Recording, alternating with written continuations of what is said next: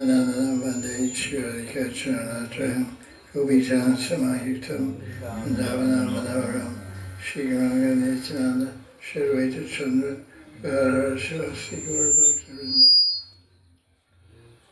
Hare Krishna, Krishna Krishna, Hare Hare, Hare Rama, Rama Rama, Hare Hare. This is Kartik class 2025, and we're studying Krishna Karnamrita by Bilamangala Thakur. Thank you. That's good. And the commentaries of Sri Ananta Babaji Maharaj. I want to clarify a point we mentioned yesterday when we were discussing the difference between Narayan and Krishna, how Lakshmi anchors to be in Krishna Lila, but she can't make it because she doesn't have Gopi Bhav. She can't surrender Aishwarya Bhav and her ego of being queen and all those things, so she can't become qualified to be a Gopi, Vrindavan Gopi, although she's doing intense austerities in Shrivan or Bilavan, whatever you want to call it. So she begged Krishna, well, I want to have some kind of connection with you. If I can't be in Leela, I can't be your Gopi. And I'm golden in color, and you like golden girls, so can I be a golden line on your chest? So he said, okay, that's cool. You know, it won't bother anybody that way.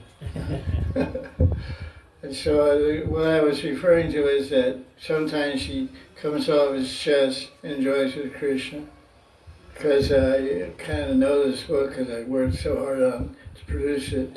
So it's in Sarta Darshan, chapter 47, Brahma Gita, verse number 20, the commentary of Vishnu Chakravarti, which is called Sarta Darshan Tika.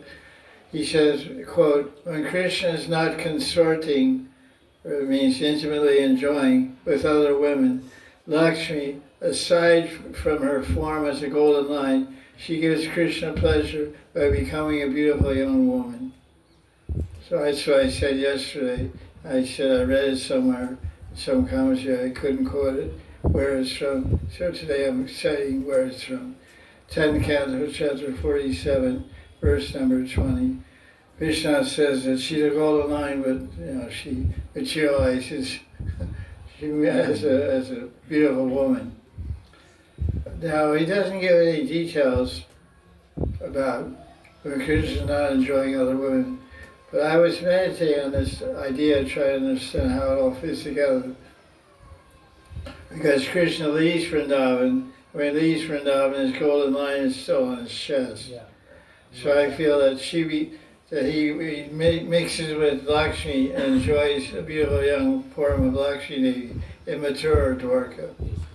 Because they have the Aishwarya mixed in the Madhurya atmosphere of the Sandhini Shakti, so that would be suitable and inducive to accommodate the lack of sweetness and intimacy that's naturally inherent in Lakshmi. Because I can't imagine it, because it's not said, that's my idea, but it's not, from what I understand about Tantra philosophy, it's not told directly. But I can't imagine that she becomes, because she wants to become a Gopi. The only ladies Krishna enjoys with in Vrindavan are young married gopis. So if she comes off his chest with a golden line, becomes a beautiful woman, enjoys with Krishna, or just arrogance of will. Because you follow logic, he only enjoys Vrindavan with the gopis. If she's a golden line, she becomes a beautiful woman, so she has to be a gopi. It's not going to touch her. But out of Vrindavan and Mathura and Dwarka, he touches everybody. He touches you guys and me. So, he's open for everybody. But here it's all rights reserved, copyright Radharani. So that's good. I just want to, So I wanted to glorify Krishna because he gives memory. I knew I was correct, but I was a little shaky in my little wobbly in my legs. Because I couldn't quote the source. Where's that from? Oh, I don't know. Because, this day and age, you have to be on your toes or don't walk. Go in a wheelchair. So we're finishing the commentary on verse 56, which is a translation. That Bilbanga Thakur is getting sporty of Darshan of Krishna on every single footpath, wherever he goes, wherever he moves in Vrindavan. Because he moves around a lot. Bilbanga Thakur was doing bhajan sometimes in Gokul, sometimes in Govardhan, a long time in banks of Brahmakund, which is near Rangaji Temple. His kutir, they say, his samadhi is there on the west bank of Brahmakund. There's samadhi of Bilbanga Thakur you can visit. He said he lived in Vrindavan for 700 years. So you imagine he walked around a little bit. I can't imagine 700 years in one place. He has to walk. So he did bhajan in different places. So he's recounting all those numerous darshans that he got of Krishna, the different pati, different footpaths of Vrindavan. So he says, Krishna has taken an oath, sankalp, a promise. What does the word pratigya mean? Promise. He's saying a sankalp or a pratigya to promise to remove all the obstacles from the devotees who take shelter of him with firm faith. That's Nishtita Bhakti. That's why it's called. Firm faith means Nishtita Bhakti, and Nishtita Bhakti, most of the obstacles are gone. Many of the major obstacles are completed and finished in Narta Nibriti stage. So when you get to Nishtita Bhakti, you have very firm faith and you're very free from obstacles, proving that Krishna has in fact removed all the obstacles, which are called the narthas and aparadhas. And I am seeing that Murari and every, that dark blue splendor of that Murari on every footpath in Vrindavan. So that'd be nice. Just like when you wander around Sevakunj in Vrindavan on the banks of Yamuna, the footpaths have names. I remember Narayan Maharaj, he has a temple there in Sevakunj called Rupasnat Mandir. He used to describe how the alley on the east of his temple, the gully is called Prem Gully, and the alley on the south of his temple is called Man Gully. They all have different names, Man Gully, Prem Gully, Dan Gully. They're all different leelas. These little narrow little streets you can't get a car down on your bicycle or walking. So that's the sweetness of Vrindavan. So imagine walking down one of those little narrow streets in Sevakunj and seeing Krishna coming towards you. All full of blue effulgence, peacock feather, golden dill, devotee, beautiful smile. He's trying to describe that here. So now he discussed this line of verse, Ekabada Diksham, which is translated as has one very strong promise that proves that devotees survive by Krishna's mercy. He said, Leela Shuk is said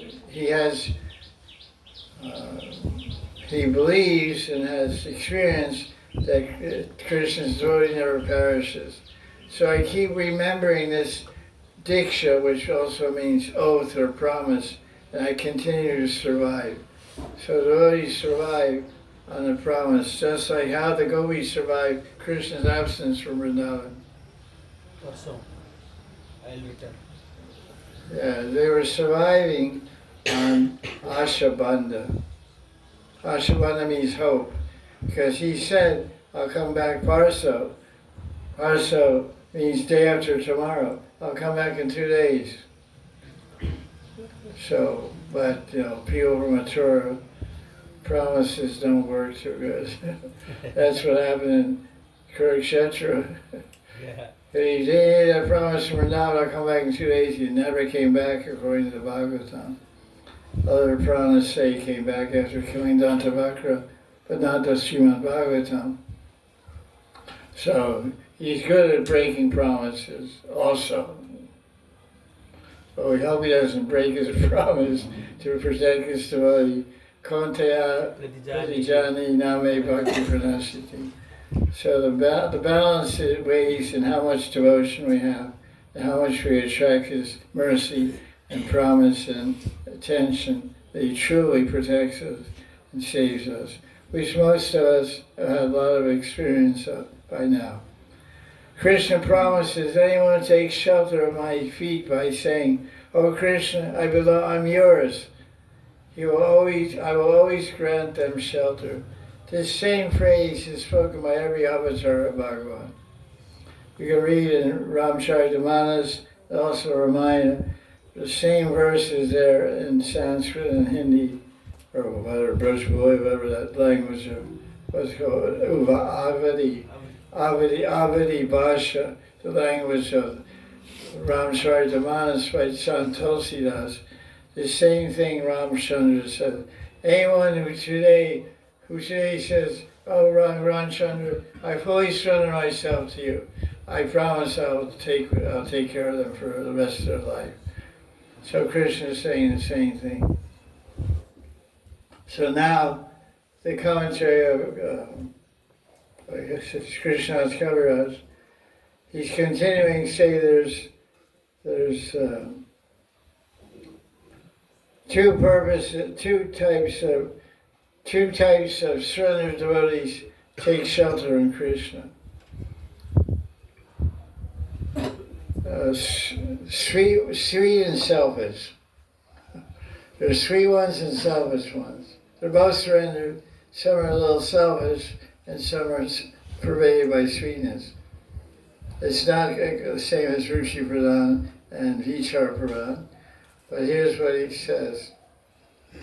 He says, there's two classes of surrendered devotees. One is the sweet one, has no desire for sense enjoyment at all. They're only greedy to relish Krishna's sweetness. They seek, and because of that, they seek refuge at Krishna's feet, to taste his sweetness by serving him and loving him and being with him. And they find in Krishna his beautiful brilliance we ever knew, and very attractive. Another class of devotee, a little selfish, they're taking shelter of Krishna like a sugar daddy. Attractive woman goes to Monaco, she's born in Ukraine, moves to Monaco, pick up a billionaire, you get a free Mercedes or whatever. It's all the time happening. So the other one is he's using Krishna to get free from his anarthas, because anarthas are painful. Lust, anger, greed, envy, they pinch the heart and burn the mind. So it's not very nice to have that kind of company in your head. So to clear their heads, they take shelter of Krishna. So he describes it like this. Another class, they take shelter of Krishna because of the selfishness. They want to get rid of their obstacles. They're fully convinced that he can do it. They don't turn to anyone else to do it, but they're fully convinced that Krishna will destroy all their suffering. So God, work for me. That's like Krishna idea. When you're suffering, I have a phrase in America, there's no atheist in a foxhole. Foxhole, you maybe don't know about foxes, or foxhole. That's during World War I, when they're bombing each other in the battlefield. You dig a hole in the ground to save yourself from the bombing. It's called a foxhole, because foxes dig holes in the forest and hide out or whatever. It's called den. Fox's den. So when the bombs are falling, everyone's praying. So there's no atheist in a foxhole. But as soon as you get the war's over, you get home, you get to New York City, Fifth Avenue, party's on. No more foxhole, no more bombs, no more prayers, no more theism, no more God. It's boogie woogie. Enjoy. So that's the phrase. So these guys, these surrendered devotees, are taking shelter of Krishna because they want a loaf of bread, they want to get free from their suffering. So it's good though, they're taking shelter of Krishna. They have firm faith that Krishna, Govinda alone will protect their devotees and never let them perish. And he does, he takes care of them also. He's not biased that way. Samaham sarvabhuteshu, name bhaktit. Name dveshyos. Name dveshyos, yes. And then he says, Krishna Karnamrita says, Sharanagati is the soul of bhakti. Sharanagati means surrender, taking shelter of Krishna. When we advance in bhakti bhajan, our feelings of Sharanagati will become very firm. At that time, we'll put all responsibilities on Govinda and become peaceful. Then he cites the classic example of Srivas Thakur from Chaitanya Lila Navadvip. Anybody know that story?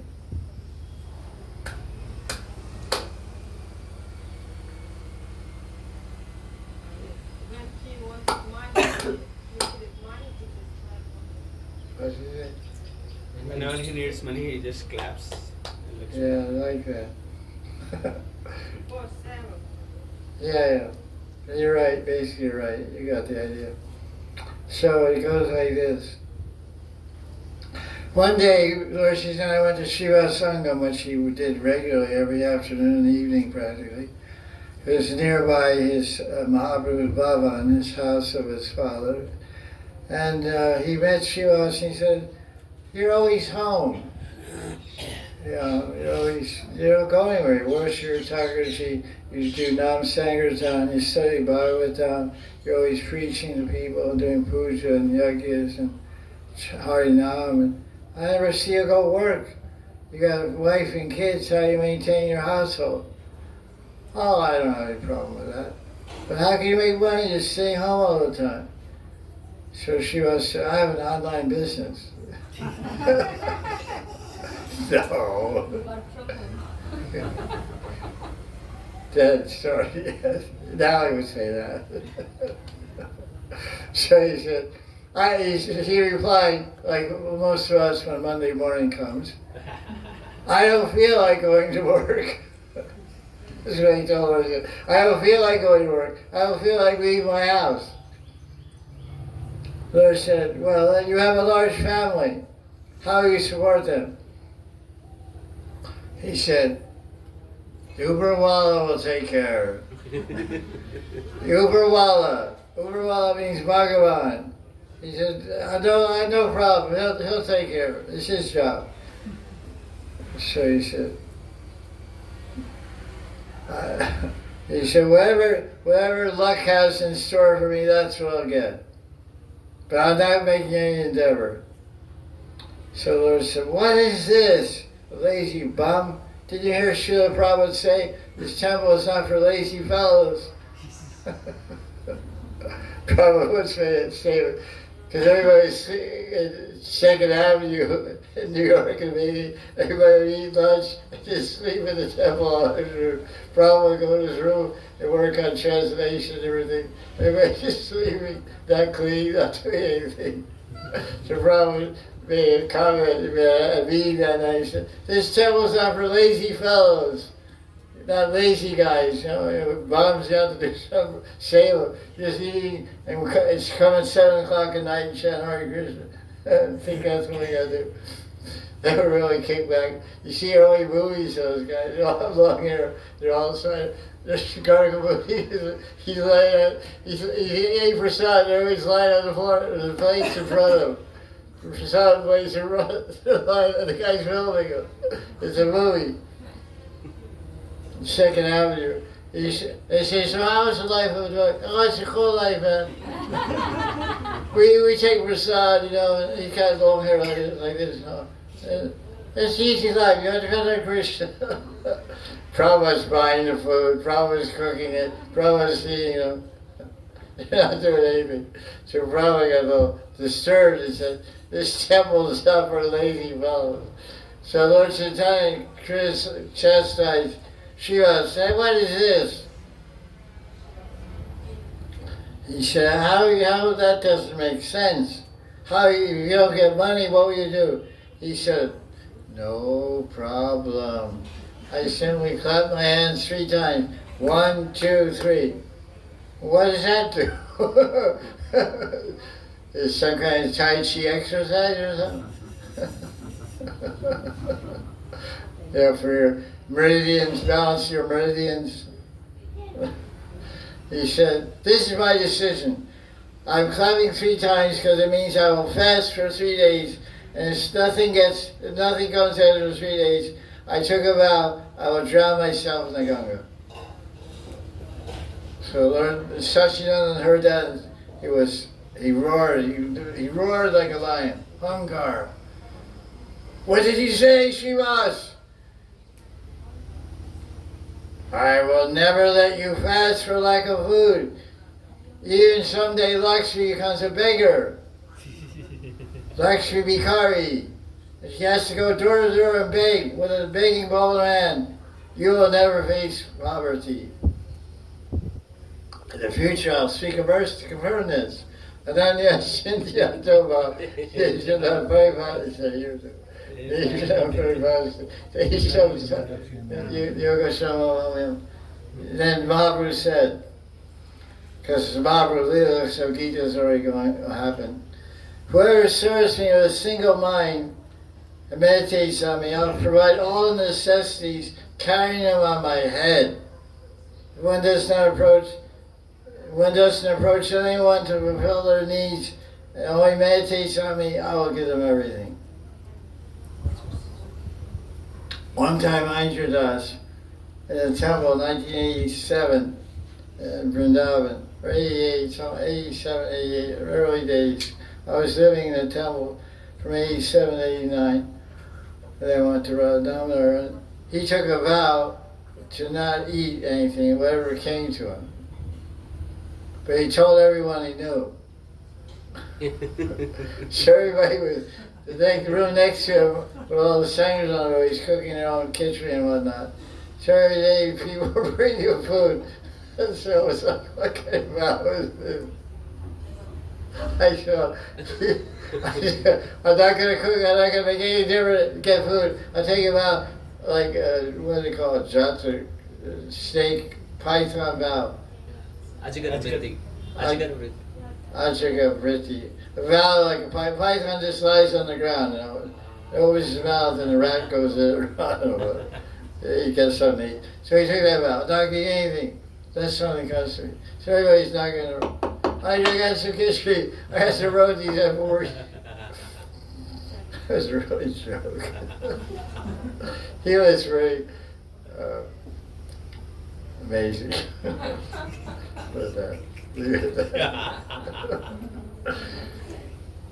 we're going to see a verse from Shantipur, Gauralila and Shantipur. And Advaita Acharya invited Nitai and Gaur for lunch. And Nitai, of course, is unpredictable behavior because he's an avadut. And he was throwing rice around and making a lot of commotion and disturbance. And Advaita Acharya said, what's wrong with you, Nitai? My wife cooked a huge feast, all the best Bengali subjects, 27 kinds of spinach, Brahmi shak, this shak, that shak, every kind of spinach you can imagine, hundreds of kinds of sweets. He said, I've been fasting for 3 days. I came here expecting to get a full belly, a contemporary abode. I'm not even can't even feed a sparrow with this much food. So then he threw the rice at Advaita Acharya, and Advaita Acharya started dancing in ecstasy. And he said, who invited you anyway? He said, you're a reject Paramahamsa. You're praying around like some avadut Paramahamsa. You're a reject. You're bogus. So why did Nitai reply? I am what I am. You are what you are. But I still respect you. A very interesting Bengali verse, Yomi Posi Posi Momi, or something. It's very funny Bengali. And it's a favorite verse of Subhag Swami.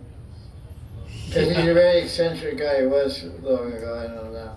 I haven't seen him for 30 years. But he's very eccentric, and so people sometimes criticize him. So he recites his verse. He's a Bengali, though. He told me I learned from him. So this applies to Indra. I am what I am, you are what you are. But so there's more to it. Nitai said, I am what I am, you are what I am, but I still respect you. And waited. Said, okay, good, we're friends. Keep eating. So he's a Gaura. So now Gopal Bhatta Goswami gives a commentary on this verse.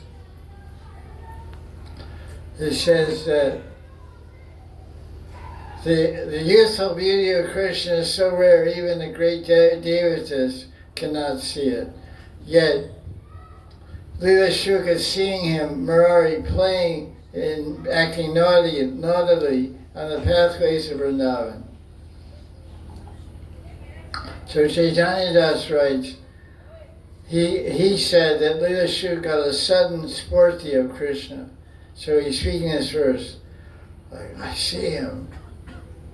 He had some, sporty doesn't mean saksha darshan, it means a vision. It's like seeing, on a hot day in the desert, you see an oasis of water, palm trees and dates on the palm tree and wind blowing. But it's just reflection of sun rays on the sand, creating the illusion of a lake.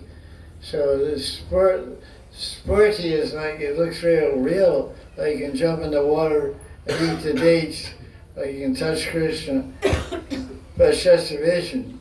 So he said, I'm seeing him on every footpath wherever I walk in Vrindavan. So Chaitanya Das goes on, one can receive Krishna's darshan only by mercy. He fulfills the desires of those who believe in him. If our heart is lit up with this firm faith, then Krishna will deliver us from all suffering. So Sharanagati, Shraddha, the two S's are the foundation of bhakti.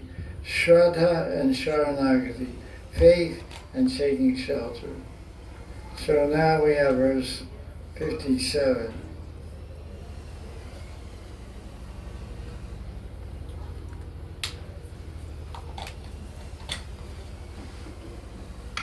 Molis Chandrika Bhusha Marakata Samba Abhiramam Vaksham Chitra Vimukta Hasa Mudaram Bali Vilole Drisho Vatsha Shaishava Shitala Madagaja Slagya Vilasa Stitir Mandam Ayika Aisha Matra Vitam Ito Gate.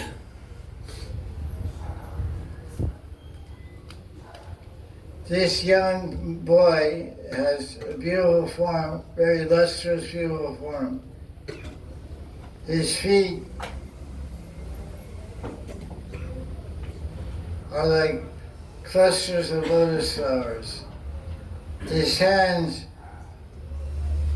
express his love while playing his flute, are very artistically beautiful.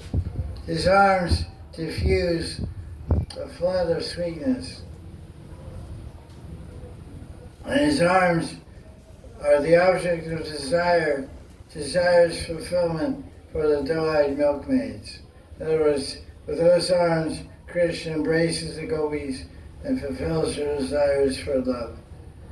And above all, his face is indescribably beautiful. So this is a more specific description of Krishna's beauty, his face and other things. Another translation. Radharani is speaking this verse. O Saki, who is that? Who is that walking slowly on the path of Gokul? 57, right? He is alone. and has a peacock feather crown, a gorgeous body like an emerald pillar. His face is sweet, has a mesmerizing smile, and his eyes are full of bob and eagerness. His youthful speech is soothing, and his walking style is very praiseworthy, like an intoxicated elephant. This is a common comparison in Sanskrit writings, poetry and drama, etc. They always compare beautiful women or Krishna walking like the Gajagamana, etc., walking like an intoxicated Mada Gajagamana, walking like an intoxicated elephant. Means very lazily, very fearlessly, and very proudly, and like I own the place. Because the king of the jungle is always a fight between a lion and an elephant. Because both egos think, This is my place. This is my place, I'm the king. So they fight. Usually the lion wins because he got big teeth. Anyway, they're fierce also. They're meat eaters. Elephants are gentle, they're strong, but they don't have that ferocity of a meat eater. So that's considered to be very beautiful. It's more so not so beautiful like you see some object of beauty, but the vibration that he emanates, the confidence. When a male bull elephant is walking down a path, he's like, hey, get out of my way, man. It's my path. You know, banana trees, boom, knock them down. You know, dark shadowy trees on his path. You think of a walking bulldozer, you know. And it's the confidence, you know, every man wants to have that kind of confidence and pride and power of an elephant. So Krishna is that bull elephant of Vrindavan. And Radharani, apparently the female elephants are also walk like queens. Yeah. So Radharani walks like a queen. She's also described. That's really stretching it. You say to your girlfriend, oh, you're so beautiful, you walk like an elephant. Oh, you're really beautiful, you walk like an elephant. Oh, thanks. That wouldn't go over too big now. You might not have a girlfriend anymore. She might book the next flight out of there. You know? But that's just a side point that's being noted here.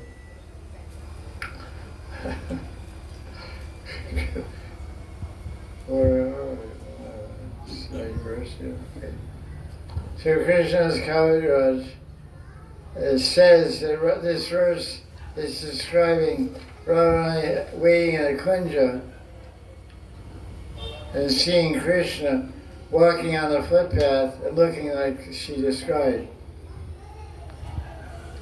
And every moment he gets closer to the kunja, his sweetness increases. Radharani asks her Sakhis about Krishna, and the answer is, and her speaking is this verse. Krishna's covered says, Krishna's sweetness appears new at every instant. The bhav of the gopis increases Krishna's sweetness, and this sweetness, this in turn increases the sweetness bhava. Your bhav makes me sweeter, my sweetness makes you have more bhav. The gopis and Krishna compete, and neither accepts defeat. Krishna's sweetness, however, reaches the topmost point when he's with Radharani. Radharani is telling a Sakhi, who is that person entering the path to my kunja, walking alone and so slowly? The lover boy of Vrindavan is coming. The lover boy. I was it Brajnagar, what? Brajnagar, Vrindavan Nagar. Lover boy. I mean, Sanskrit is Braj Nagar, right? Lover boys. Is coming. His complexion is beautiful, like a blue lotus, blue sapphire, cudgel, or rain clouds. A peacock feather is decorating his curly locks that surround his moonlight face. So, when Radharani sees Krishna's sweet smile playing on his lips while holding the flute, with his arched eyebrows and crooked glances, her shame and shyness run far away. Krishna's walking style is slow and stylish, like that of an elephant, and his ankle bells are tinkling sweetly. Crores of cupids are fainting upon seeing Krishna. Now, because she's seeing it, his top knot of hair, his peacock feather, his top knot, his smile, his walking, she's becoming enchanted and captivated. He says, his top knot of covered with peacock feathers steals my heart. It looks like a rainbow on top of fresh clouds. Buzzing bees are humming around, like we said before, a beehive. His top knot is surrounded by malika flowers, and there's thousands of bees soaring around. Looks like a beehive on his head. Beehives are, bees all around. You have a top knot, and it's surrounded by bees going down the street. Looks like a beehive walking down the street. A beehive on a blue pillar. Yeah. Beehive on top of a sapphire pillar. Wow. Very colorful place, this Vrindavan. So, Marakata Stamba, Abhiramam. Krishna's body looks like an emerald pillar. And Krishna's Kaviraj asks, why is Lila Shuk who's blue, compare Krishna to a green pillar? So there's some kind of answer here.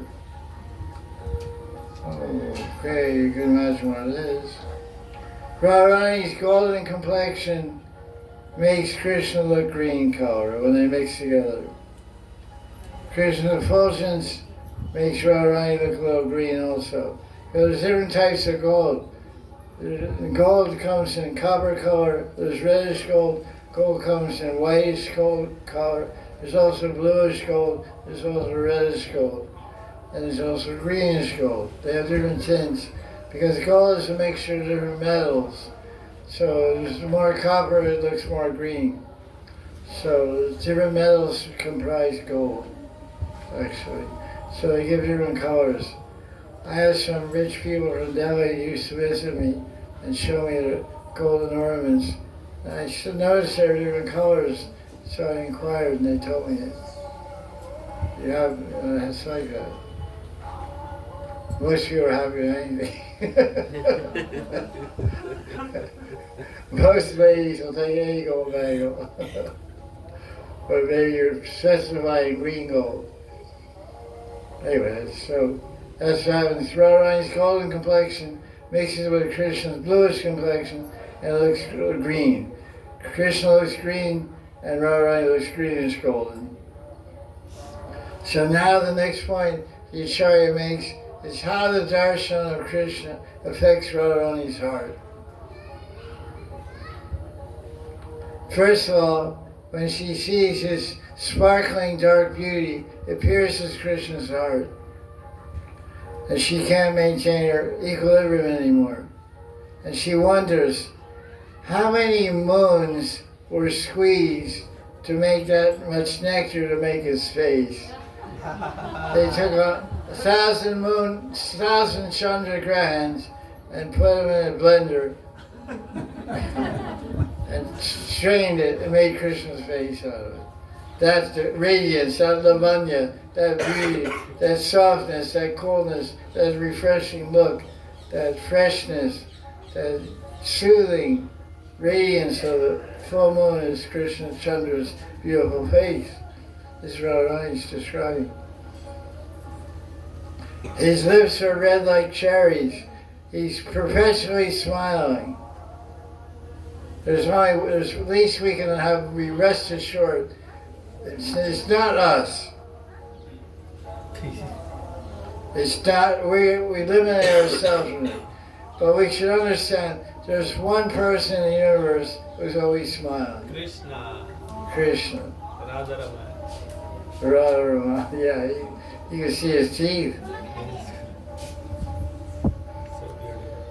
Have you ever count them? How many?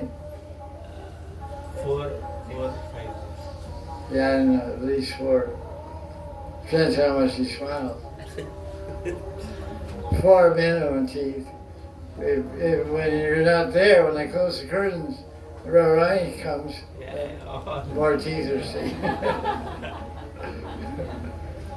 He's just showing a little smile to you, to Darshan, to devotees. Full smile is reserved for the lover's face. So that's what he said. So what is the effect? So his smile is like a flash of lightning across the fresh clouds, rain clouds. Ever since Krishna looked at me from the red corner of his eyes, I see nothing but Sham everywhere. Age Sham, Piche Sham, Dina Sham, Baya Sham, Over Sham, Niche Sham, Pitar Sham, Bar Sham. Everywhere Sham, Sham, Sham, Sham, Sham. When I climbed the banks of Yamuna, what a wonderful vision I had of Sham. Because he was waiting. She went down to the Yamuna, Radharani went down to the Yamuna to collect a pot of water. When she came up the bank, Sham was waiting. This is described in a poet, a Bengali poem by Gyanadas, Padakarta. Now Radharani describes Krishna's voice. She says, Vacha Shitala. Shitala means cooling. Shita, like 30 years ago, in Gauram Prickle Mart, there were 5,000 guys selling a pain bomb. Shito pain bomb. Kamar dart, pate dart, sheer dart, whatever. Kamar dart, back pain, sheer dart, head pain, pate dart, belly pain. Rub my cream on it and you'll get free. Shito pain bomb. It's so nauseating, so crazy. Everybody should have 1 round of Shito pain bomb, 1 round of Java Way, so we prick my hand. Shito pain bomb, Shito pain bomb. I don't have experience. Hope you haven't. Hope that's one Vrindavan memory you don't have. Monkey stealing the glasses. Monkey stealing the cell phone. Everybody has that. But this is reserved for the old guys. Sito pain bomb. So Vacha Sita. Radharani describes Krishna's speech as cooling. Cooling like snow. Refreshing. It goes right to the heart and gives a gentle massage to the heart. The heart of love, not the physical heart, the heart of love. He speaks in that way. We have a common phrase in India. I wrote it down, I always forget. Satyam bruyat, priyam bruyat. Satyam bruyat, priyam bruyat. Which means always speak the truth and always speak pleasantly. That's based on a verse from Manu Samhita. I had a verse, but I didn't bring the Sanskrit, I wrote the English. This Manu Samhita says this about speech. We're talking about Krishna's speech, right? It's cold like snow, like free, refreshing, satisfying. So Manu Samhita talks about speech for human beings. It should be like this. Don't speak unpleasant truth. or a pleasant lie. You hear it? Yeah. Don't speak unpleasant, distasteful truth, and don't speak tasteful lie, pleasant lie. So in other words, speak the truth nicely and don't lie. That's what it says. So let's hear about Krishna's speech. Each and every word of Krishna's speech is full of nectar. They're like mantras to bewitch and enchant and hypnotize anyone who hears them. Krishna's speech is like mantras that bewitch any decent ladies, any pious, religious, dharmic ladies, and makes those ladies stay awake all night and heaving heavily and wishing for death. So if someone meets Krishna and he speaks to you, and then you can't get his words out of your ears, can't get his face out of your mind, you can't get his love out of your heart, and you just go crazy all night long, wishing for death. I constantly keep remembering his style of walking. And he has stuck himself in the middle of my heart. What can I do, oh Saki? Please help me. That's good. Line 4 of this verse 57 from Krishna Karnamrita has the word Mathura. Mathura doesn't mean the city of Mathura. Mathura is the word mat or mata means to churn. Mata means mata means to churn, to spin, to intoxicate, because the love god, Cupid, Kandharva, Kamadeva, is called Manmata.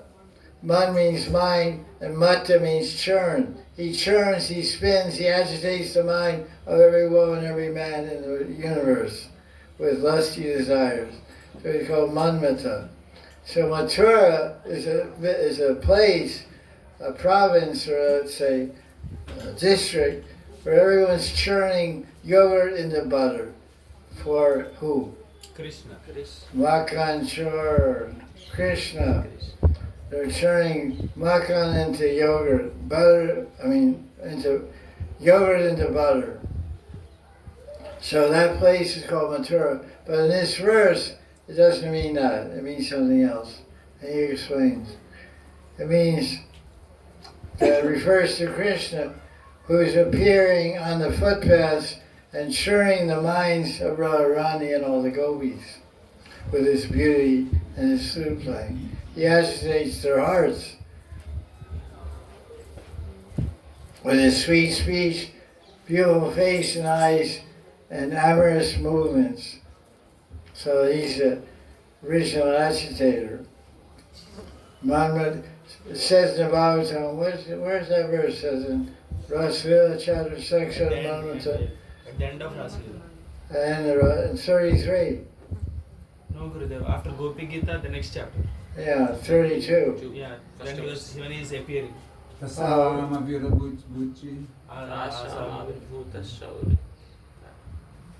Ishigopya Pragayanta.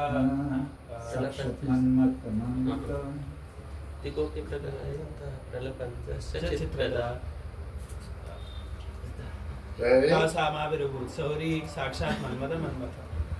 Sakshat Manmata. Krishna churns the heart of Cupid. And we give up our distraction for the Maya Cupid, the Maya Kamadeva, and get transcendental attraction for the spiritual Kamadeva, Govinda, Govina, Radharaman, Bankavihari, Radha. That's the power of Krishna's beauty. Sweetness and charm and fascinating leelas in Vrindavan. So now, everything about, I said that already. Now it describes Leela Shuk as a gopi. He's speaking this verse standing next to Radharani. and describing the beauty of Krishna to the Sakhis with Radharani. Now you take it from the viewpoint of a sadhaka, a practitioner, practicing sadhana. This Shuka is getting a vision, spurti, of Krishna coming down the footpath. Gopal Bhatta Goswami describes Leela Shuk, he's saying first Dhyan, then Spurti.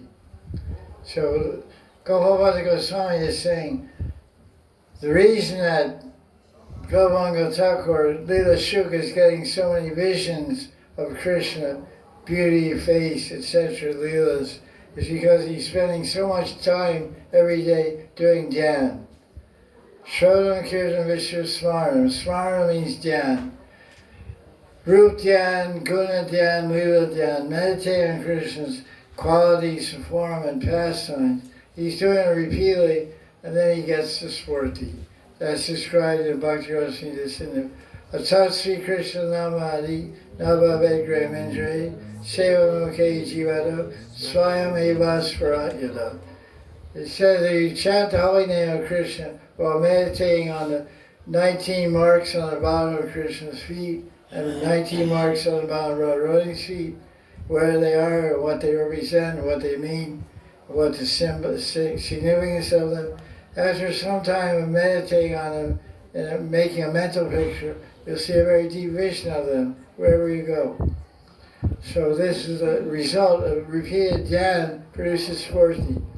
So this verse, it says it in Padma Puran, but most scholars can't find it in all editions of Padma Puran, but it's in Bhakti Rasamrita Sindhu, Atat Sri Krishna Namani.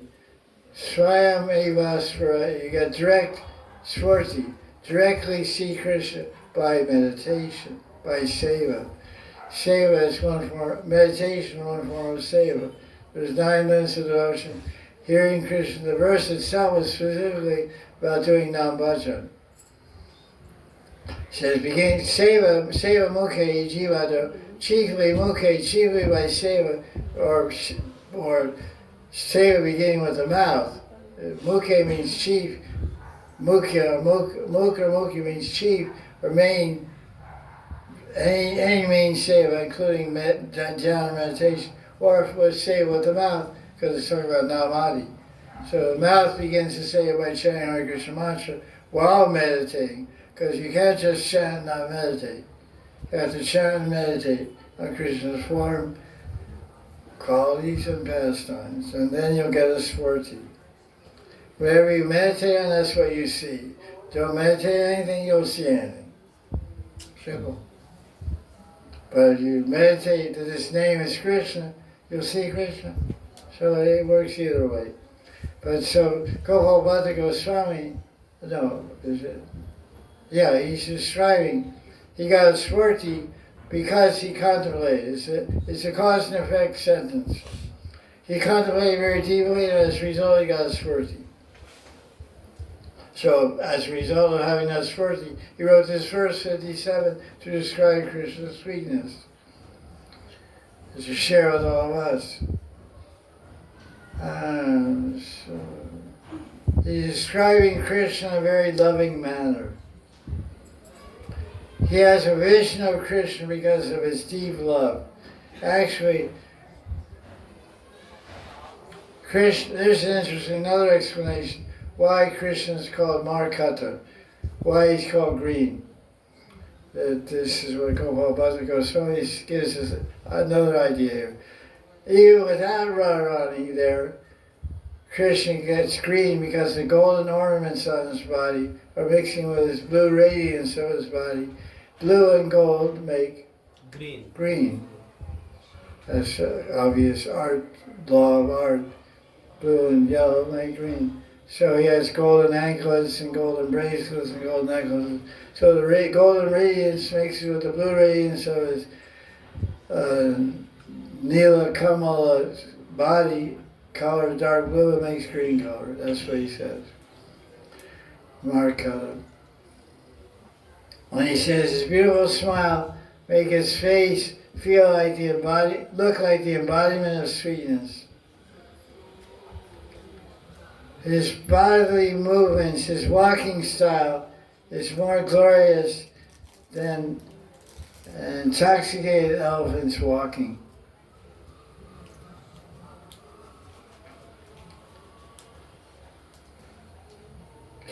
Krishna walks as if he's the master of the earth. Not as if he is. He's just like a carefree elephant, casually striding down a forest path that he owns. He's walking, Chaitanya Das comments that he's walking slowly along with his gopis accompanying him. Because when a lover is with the beloved walking somewhere, they feel there's no other world but the one they're in. And a lover is walking somewhere in the forest or anywhere in the world with their beloved, they feel that there's no other world that exists than the world that they're in together.